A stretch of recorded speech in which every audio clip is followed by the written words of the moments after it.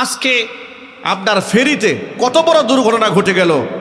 দৌলতদিয়া ফেরি ঘাটে ফেরি পার হতে গিয়া যাত্রী বুঝাই বাস পানিতে পড়ে গেল। আর এই দৃশ্যটা চোখের সামনে দেখার পরে কলিজা এটা আটকে উঠল। কত মানুষ সেখানে আছে, কত মা আছে, কত শিশু আছে, কত বাচ্চা আছে, ঠিক না ভাই? চলে গেল। আমরা কত নিরাপত্তাহীনতা, আমাদের জীবনের প্রত্যেকটা সেক্টরে আমাদের দুর্নীতি আমাদের গ্রাস করেছে। রাষ্ট্রের অনেক কাজ রয়েছে। আমরা এই তাফসীরের মাহফিল থেকে আমরা আল্লাহর কাছে দোয়া করি, নবনির্বাচিত সরকার যারা ক্ষমতায় আছেন, আল্লাহ পাক যেন দেশের প্রত্যেকটা সেক্টর থেকে দুর্নীতিকে না করে দিয়ে তারা একটা সুন্দর বাংলাদেশ বিনির্মাণ করতে পারে, সেই তৌফিক আল্লাহ পাক তাদেরকে দান করে। আলেমরা পরকালে সুপারিশের পাত্র হবে। তারা কতটা মানুষকে সুপারিশ করতে পারবে? ইবনে মাজার মধ্যে এসেছে, ওয়ালাউ কানা আদাদুহুম আদাদান নুজুম, আলেমদের সুপারিশকৃত মানুষের সংখ্যা যদি আসমানের নক্ষত্র সমতুল্য হয়, মহান আল্লাহ পাক তাদের সমস্ত সুপারিশ মঞ্জুর করে ব্যক্তিদেরকে ক্ষমা করে দেবে। তাহলে সে আলেম ওলামাকে রাষ্ট্রের বুঝা মনে করে ব্যঙ্গ বিদ্রুপ করে, কখনো জঙ্গিবাদ, মৌলবাদ, তালেবান, এরাই দেশটা রেখেছে, আলেমরাই দেশটাকে শেষ করেছে, এরা ফতোয়াবাজ, এই ধরনের শব্দ বলে তুচ্ছ তাচ্ছিল্য ব্যঙ্গ বিদ্রুপ যারা করে, এদের পরিণতি খুনি হাসিনার মতোই হবে। কথা ঠিক তবে ঠিক জুড়ে বলেন। সুতরাং আলেম ওলামাদের সাথে আদব রক্ষা করুন, তাদের সাথে মহব্বত রাখুন, শ্রদ্ধার সম্পর্ক রাখুন। আর স্বপ্ন দেখুন নিজের সন্তানকে আলেম বানাতে। স্বপ্ন দেখুন এই যে আল ইফতাহ স্বতন্ত্র ইবতিদায়ী মডেল মাদ্রাসাগুলো তৈরি হয়েছে আমাদের সন্তানদেরকে কোরআন শেখানোর জন্য, ইসলাম শেখানোর জন্য। এই সমাজ যদি আলেম শূন্য হয়ে যায়, সমাজের মানুষ অন্ধকারে ডুবে যাবে, হেদায়েতের কথা বলার লোক থাকবে না। এই জন্য এই সমস্ত প্রতিষ্ঠান এর সাথে আপনারা সম্পৃক্ত আছেন, আপনারা ভবিষ্যতেও থাকবেন, বলেন ইনশাআল্লাহ। থাকবেন তো ইনশাআল্লাহ? আমি সভাপতি সাহেবের কাছে শুনেছি অল্প জায়গা ছিল মসজিদ মাদ্রাসার, এটা বর্তমানে 63% মধ্যে রূপ নিয়েছে। মাশাআল্লাহ বলেন। যারা এই পর্যন্ত শ্রম ঘাম পয়সা পরি দিয়েছেন, আল্লাহ পাক যেন সকলকে এই ওসিলায় নাজাত দান করেন। জোরে কোন আমিন। ভাইরা আমার এতক্ষণ বক্তব্যের মূল সারাংশ হচ্ছে, হেদায়েতের মালিক তো আল্লাহ তাআলা, হেদায়েতের মালিক আমরা কেউ নই। তবে নবীগণ হচ্ছেন হেদায়েতের জরিয়া। নবীগণের পরে নবীগণের ওয়ারিস উলামারা তারা হেদায়েতের জরিয়া হয়ে আপনাদেরকে দিনের কথা বলেন, জায়েজ না জায়েজ তুলে ধরেন, বৈধ অবৈধের কথাগুলো আলেমরা আপনাদের সামনে বলেন।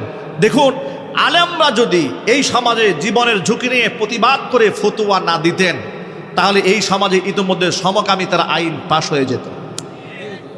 কথা ঠিক না ব্যাঠিক? নারী পুরুষ সমান অধিকার, এই কথা বলার নামে সূরা নিসার 11 নম্বর আয়াতকে অস্বীকার করে পৈতৃক সম্পত্তির মধ্যেও নারী পুরুষকে সমান দেওয়া হয়ে যেত, যদি আলেমরা জীবনে ঝুঁকি নিয়ে প্রতিবাদ না করতেন। ঠিক না ব্যাঠিক বলেন? যদি আলেমরা প্রতিবাদমুখী না হতেন, তাহলে এই দেশের নাস্তিক ব্লগারেরা যেভাবে 2013 সালে নবী করিম সাল্লাল্লাহু আলাইহি সাল্লামের মান সম্মান নিয়ে টানা হেঁচড়া শুরু করেছিল, যেভাবে তারা উম্মুল মুমিনিন মা আয়েশা রাদিয়াল্লাহু তাআলা আনহার চরিত্র হনন শুরু করেছিল, আলেমরা যদি শাপলা চতের রক্ত না দিতেন, তাহলে এই নাস্তিকদের এই মিশন থেমে যেত না। কথা বলেন না? ঠিক না ঠিক বলেন? আজকে নাস্তিকরা দেশ থেকে পালিয়ে বেড়ায়। কাদের কারণে পালিয়ে বেড়ায়? আলেম ওলামাদের কারণে পালিয়ে বেড়ায়। সাহস পায় না তসলিমা নাসরিন এই দেশে ঢুকতে। কাদের কারণে? আলেমদের কারণে। আলেমদের দিকে ফতোয়াবাজ বলে গালি দেন। আলেমদের এক একটা ফতোয়ার শক্তি কত জানেন? আলেমদের এক একটা ফতোয়ার শক্তির কারণে রাশেদ খান মেনন, হাসানুল হক ইনুদের শয়তানি চিত্র জাতির সামনে মানুষ বুঝতে সক্ষম হয়েছে। ঠিক না ঠিক বলেন? খুনি হাসিনার বিরুদ্ধে গোটা বাংলাদেশের আলেম সমাজ কৌশলে প্রকাশ্যে কখনো গোপনে জনমত তৈরি যদি না করতেন, তাহলে এই যে জুলাই আগস্ট বিপ্লব সাধিত হলো, নারায়ে তাকবীর আল্লাহু আকবার স্লোগান দিয়ে মানুষ রাজপথে নেমে আসতো না। এগুলা বছরের পর বছর আলেমরা চোখের পানি ছেড়েছে, দাওয়াত দিয়েছে, মানুষের ব্রেন ওয়াশ করেছে, এক পর্যায়ে মহা বিপ্লব তৈরি হয়েছে। কথা ঠিক না ব্যাঠিক জুড়ে বলেন? আপনারা মনে করেন জুলাই আগস্ট বিপ্লবে এই 30 দিনের মধ্যে সব হয়ে গেছে? না, 30 দিনে সব হয় নাই। 30 দিনের চূড়ান্ত রেজাল্ট এসছে, কিন্তু এর পেছনে বছরের পর বছর আলেমদের দাওয়াত, আলেমদের শ্রম, আলেমদের ঘাম। আলেমরা ওদের গোপন তথ্য জাতির সামনে প্রকাশ করে বলেই তো আলেমদের মাহফিল 144 দ্বারা দিত। ঠিক না ঠিক বলেন? সব মাহফিলও দেওয়া হতো না। যে আলেমরা হক কথা বলতেন, জুলমের বিরুদ্ধে বলতেন, শোষণের বিরুদ্ধে বলতেন, চুরি ডাকাতির কথা বলতেন, বিরুদ্ধে বলতেন, সেই সমস্ত আলেমদেরকে দেওয়া তকমা দেওয়া হতো এরা হচ্ছে উগ্রবাদী আলেম। পক্ষান্তরে আধ্যাত্মিক আলেম কারা? গিয়াসউদ্দিন তাহেরি। কথা ঠিক না ব্যাটিক জুড়ে বলেন? খুব প্রিয় আলেম গিয়াসউদ্দিন তাহেরি, আলাউদ্দিন জিলাপি খুব প্রিয় আলেম। ঠিক না ঠিক জুড়ে বলেন? খুব প্রিয় আলেম। খারাপ কারা? আব্দুর রহিম আল মাদানী, এরা জঙ্গি আলেম। মামুনুল হক এরা হচ্ছে জঙ্গি আলেম। আমির হামজা এরা হচ্ছে উগ্রবাদী আলেম। ঠিক না ঠিক জুড়ে বলেন? কিন্তু মুফতি সাখাওয়াত হোসেন রাজি এরা হচ্ছে উগ্রবাদী আলেম। শান্তিপ্রিয় আলেম কারা? শান্তিপ্রিয় আলেম হচ্ছে গিয়াসউদ্দিন তাহেরি, আলাউদ্দিন জিলাপি, এরপরে আরো আরো মাজার পূজারি, যত দরগা পূজারি, পীর পূজারি দেশে যা আছে সব হচ্ছে হক্কানি আলেম তাদের দৃষ্টিতে। ঠিক না ঠিক জুড়ে বলেন? অথচ যার দরুন তৎকালীন যুগে ধর্মমন্ত্রী এক অভিশপ্ত ব্যক্তি জাতীয় সংসদে দাঁড়িয়ে বলেছিল কোনো হক্কানি আলেমকে গ্রেফতার করা হয়নি। যাদেরকে গ্রেফতার করা হয়েছে সব ধর্ম ব্যবসায়ী। যাদের গ্রেফতার করা হয়েছিল তারা নাকি ধর্ম ব্যবসায়ী, আর যাদেরকে ছেড়ে রাখা হয়েছে তারা নাকি তাদের দৃষ্টিতে হক্কানি আলেম। এভাবেই তারা আলেম সমাজের মধ্যে বিভক্তি তৈরি করে গোটা আলেম সমাজকে মানুষের সামনে লাঞ্ছিত অপমানিত করেছে। কোরআনে কারিমের মধ্যে বাস্তব ঘোষণা শুনে রাখেন, আপনি যদি আলেম সমাজকে এভাবে বাইপাস ফেলে দেন, তাদেরকে তুচ্ছ তাচ্ছিল্য করেন, আর কোরআন থেকে যদি মুখ ফিরায় রাখেন, কোরআন বলে দিয়েছে ওয়ামান আ'রাদা আন যিকরি ফাইন্না লাহু মাঈশাতান দানকা। কোরআন থেকে মুখ ফিরায় নেবেন আর আপনি স্বাচ্ছন্দ্যপূর্ণ জীবনযাপন করবেন, তা হবে না। ফাইন্না লাহু মাঈশাতান দানকা, আল্লাহ পাক বলেন তার জিন্দেগি আমি আল্লাহ সংকীর্ণ বানায় দেব। শুধু জীবনটাই সংকীর্ণ হবে না, দুনিয়াটি ওয়ানাহশুরুহু ইয়াউমাল কিয়ামাতি আ'মা, কিয়ামতের দিন এদেরকে অন্ধ বানায় হাসরের ময়দানে আমি উঠাবো। ওরা আমাকে দেখে বলবে ক্বালা রাব্বি লিমা হাশারাতানি আ'মা ওয়া ক্বাদ কুনতু বাসীরা, আল্লাহ তাআলা অন্ধ বানায় কেন উঠালে? দুনিয়াতে আমি চক্ষুষ্মান ছিলাম। আল্লাহ পাক তখন বলবেন ক্বালা কাযালিকা আতাতকা আয়াতুনা ফানাসিতাহা ওয়া কাযালিকাল ইয়াউমা তুনসা। এভাবে আমার আয়াতগুলো তোমার কাছে এসেছিল, সেদিন তুমি আমার আয়াতটাকে ভুলে গিয়েছিলে, আজকে তোমাকে ভুলে যাওয়া হবে। উপস্থিত শ্রোতা মণ্ডলী ভাইদেরকে জিজ্ঞেস করতে চায়, আমরা কি আল্লাহর আয়াতকে ভুলে যাব? একটু আওয়াজ দিয়ে বলেন, আমরা কি আল্লাহর আয়াত ভুলে যাব? আল্লাহর আয়াত ব্যক্তি জীবনে, পারিবারিক জীবনে, সামাজিক জীবনে, রাষ্ট্রীয় অঙ্গনে সব জায়গায় আমরা আল্লাহর আইনগুলো বাস্তবায়ন করতে চাই। আল্লাহ পাক যেন সেই তৌফিক দেন। জোরে কোন আমিন। সবাই জোরে বলেন আমিন। আমাদের একটা মিশনে নামতে হবে, সেই মিশন হচ্ছে আমরা প্রত্যেকের ঘরে ঘরে একজন করে হাফেজ কোরআন তৈরি করবো ইনশাআল্লাহ। একজন করে আলেমে দ্বীন আমার বংশ থেকে বের হবে, আমার পরিবার থেকে বের হবে, এরকম একটা মিশনে নামা উচিত। ওরা তো দাড়ি এবং টুপিকে টার্গেট করে, ওরা জুব্বা পাগড়ি তাহাজ্জুদকে টার্গেট করে, মসজিদ মাদ্রাসাকে টার্গেট করে। আমাদের ইমানই বলিয়ান হয়ে আমাদের শক্তি সঞ্চার করতে হবে, বলেন ইনশাআল্লাহ। ইমানি শক্তি আনার দরকার আছে না নাই? সুতরাং আজকের পর থেকে একটা নিয়ত রাখি যে আমাদের ঘরের সন্তানগুলোকে আমরা দ্বীন শেখাবো, ইমান শেখাবো। দ্বীন আর ইমান যদি শেখাতে না পারি, আমাদের ব্যর্থতা আমাদের কোথায় নিয়ে দাঁড় করাবে জানেন? আজকে একটা ভিডিওর মধ্যে দেখেছি, সন্তান বাবার কবরস্থানে গিয়ে লাঠি দিয়ে লাঠি মেরে এবং অশ্লীল বাক্য গালি দিয়ে বাবার কবরকে ভেঙে ফেলছে। শুনতে পেলাম সে নাকি বাবার সম্পত্তির মধ্যে ভাগে সম্পদ কম পেয়েছে, এই জন্য বাবার কবরকে ভেঙে ফেলছে। নাউজুবিল্লাহ পড়েন। আবার সপ্তাহখানেক আগে এমন ভিডিও অনলাইন থাকার কারণে এখন চোখের সামনে কত যে ঘটনা চোখের সামনে আসে। ওয়ারিশ সম্পদ নিয়ে সন্তান নিজের বাবাকে মেরে, ছেলেরা বাবার নিজের সম্পদ বিক্রি করতে চেয়েছে, এই জেরে নিজের ছেলেরা বাবাকে পিটাইয়া রক্তাক্ত করে ঘরের সামনে ফেলে রেখেছে। তাকে হসপিটালে নেওয়ার জন্য বলছে, তারা বলে হসপিটালে নেওয়া হবে না, সে মরে যাক। নাউজুবিল্লাহ পড়ে। তাহলে কেমন সন্তান যে সন্তান বাবাকে পিটায়? কেমন সন্তান বাবার ইন্তেকালের পরে সেই বাবার কবরের উপর গিয়ে লাঠি মেরে অশ্লীলভাবে গালিগালাজ করে? এটা আমাদের ব্যর্থতা, আমরা আমাদের সন্তানদেরকে মানুষ বানাতে পারি নাই। কথা ঠিক না ঠিক জুড়ে বলেন? এই জন্য আমার বন্ধুগণ, গোটা সমাজের বাস্তব চিত্র এরকম। বহু শিক্ষিত লোকেরা বাবা মা বৃদ্ধাশ্রমে পাওয়া যায়, কিন্তু হক্কানে আলেম ওলামা পীর বুজুর্গদের বাবা মা অবশ্যই তাদেরকে বৃদ্ধাশ্রমে পাওয়া যায় না। আমি বহু মাহফিলে কোরআন হাতে নিয়ে চ্যালেঞ্জ করে বলেছি, গোটা দুনিয়ার মধ্যে যত বৃদ্ধাশ্রম রয়েছে তাম বৃদ্ধাশ্রমগুলা তন্ন তন্ন করে আপনি খুঁজে বেড়ান, একজন হাফেজের মা, একজন আলেমের মা, একজন ইমাম সাহেবের মা, খতিব সাহেবের বাবাকে আপনি বৃদ্ধাশ্রমে পাবেন না। তাদের আয় রোজগার কম হতে পারে কিন্তু তার মধ্যে বরকত আছে। ঠিক ঠিক বলেন ভাই। সুতরাং আমরা সকলে মিলে একটা পণ করি যে আমরা আমাদের সন্তানদেরকে জেনারেল শিক্ষায় শিক্ষিত তো অবশ্যই করব, কিন্তু অবশ্যই দিন থেকে তাকে মাহরুম করব না, বঞ্চিত করব না। আমাদের একটি সন্তান যেন কোরআনের নূর থেকে বঞ্চিত না হয়, বলেন না ইনশাআল্লাহ। আমরা কি আমাদের সন্তানদেরকে অন্ততপক্ষে প্রাথমিক শিক্ষাটা দিতে পারবো না? কারা কারা পারবো হাত দেখি তো। একবারে মুফতি মুহাদ্দিস বানানো জরুরি নয়, অন্ততপক্ষে প্রাথমিক দিনের শিক্ষাটা আমরা সকলে দেব, এটা আমাদের উপর আল্লাহর পক্ষ থেকে দায়িত্ব। পারবো তো ইনশাআল্লাহ? আল্লাহ কবুল করে, জোরে করে আমিন। যদি হয় এটা, তাহলে কি হবে?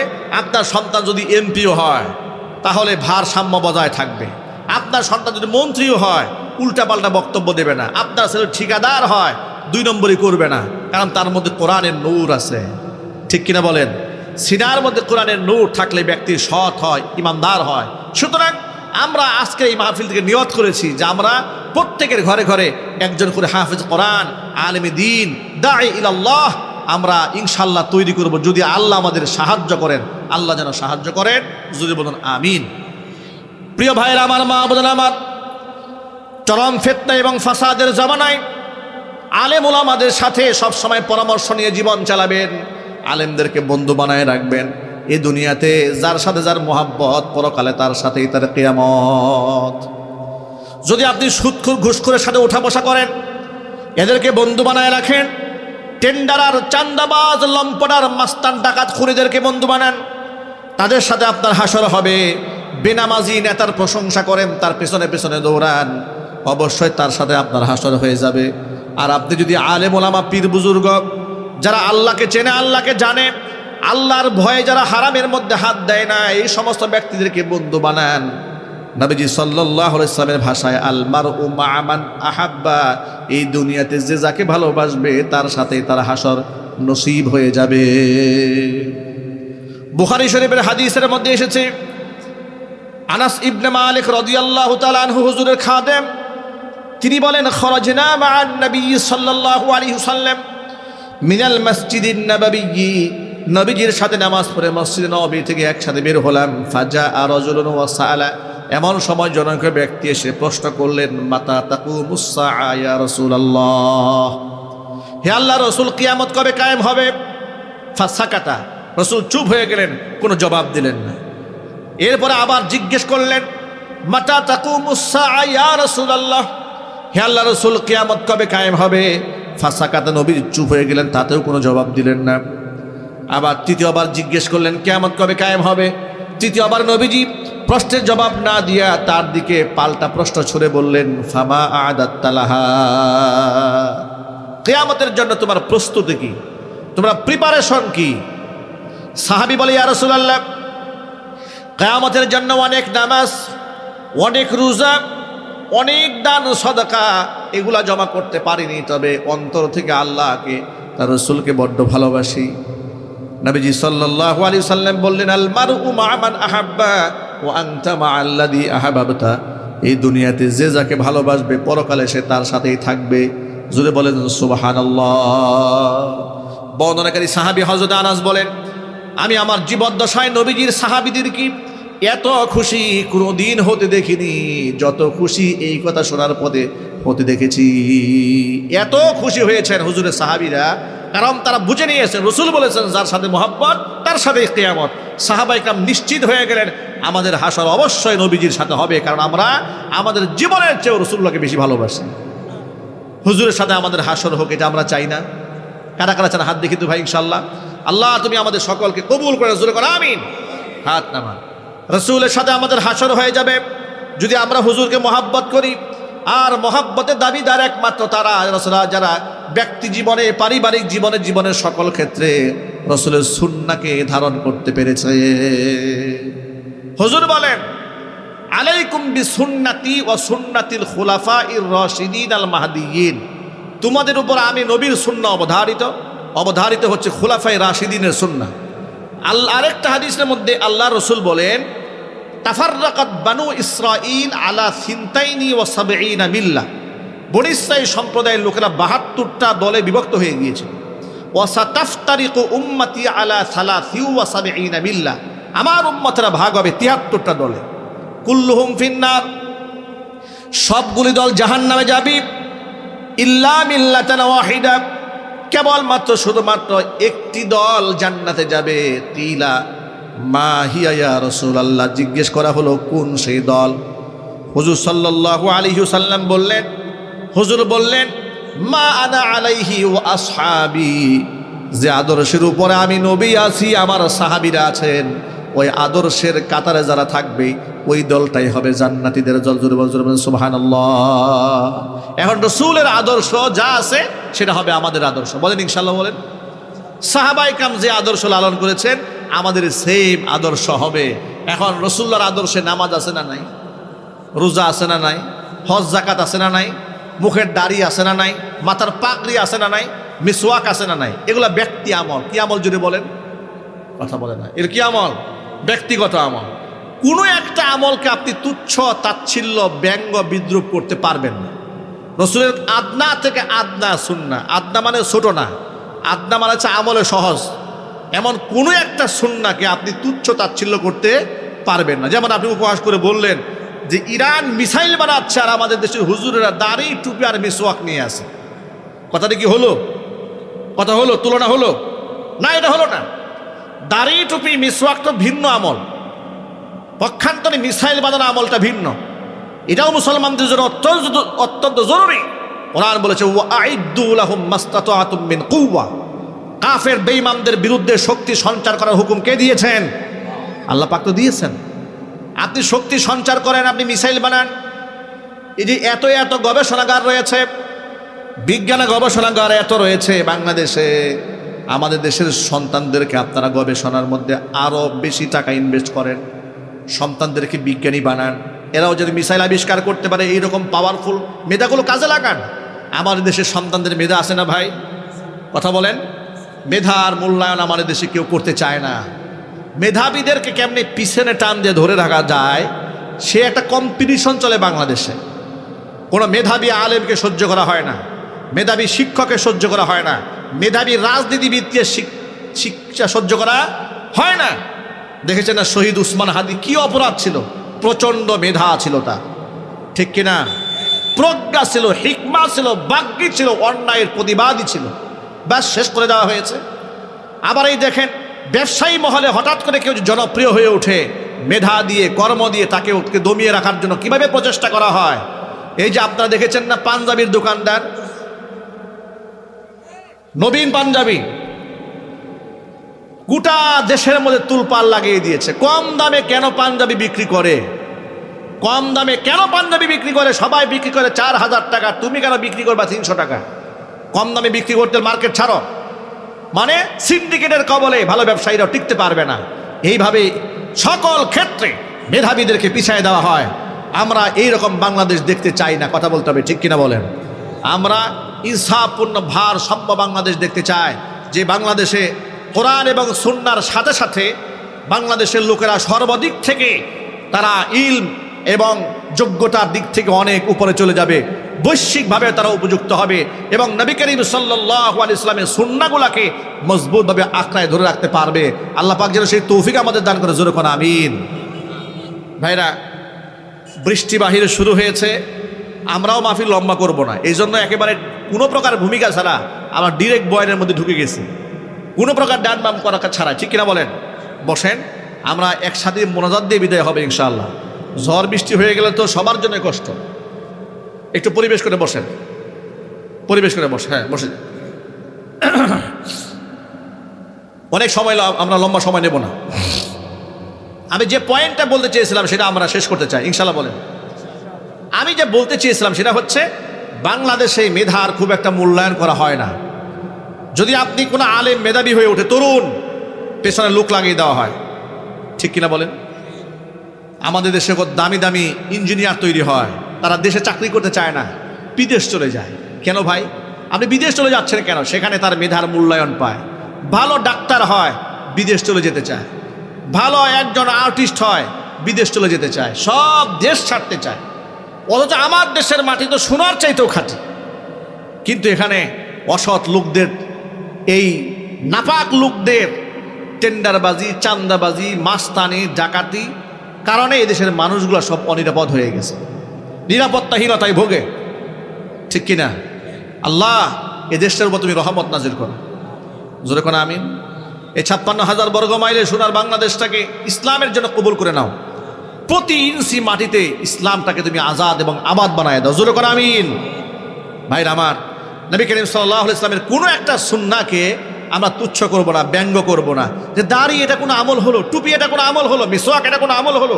আমরা এভাবে হুজুরের কোনো সুন্নাহকে আমরা তুচ্ছ ব্যঙ্গ করব না, বলেন ইনশাআল্লাহ। এগুলা ব্যক্তিগত আমল, আমাদের সামাজিক কাজ রয়েছে, আমাদের পারিবারিক কাজ রয়েছে, রাষ্ট্রীয় কাজ রয়েছে। আমরা একটাকে প্রতিষ্ঠিত করে আরেকটা প্রতিষ্ঠা করার জন্য আমরা আন্দোলনে ঝাঁপিয়ে পড়ব। আমাদের মধ্যে ব্যক্তি জীবনে নামাজ কায়েম রয়েছে, রাষ্ট্রীয়ভাবে নামাজ কায়েম কী করে করতে হয় সেই সংগ্রামে চিন্তা চেতনা নিজেদের মধ্যে আনতে হবে। আমাদেরকে দাওয়া মিশনে নামতে হবে, আমাদেরকে সংগ্রাম করতে হবে গোটা সমাজের মধ্যে নামাজ প্রতিষ্ঠার জন্য। জাকাত ব্যক্তিগতভাবে আমরা দিচ্ছি, কিন্তু গোটা সমাজের মধ্যে জাকাত প্রতিষ্ঠা আছে। জাকাত প্রতিষ্ঠিত করার জন্য আমাদের আন্দোলন করতে হবে। আজকে এই সমাজে চুরি ডাকাতি ছিনতাই আছে না নাই? কেন?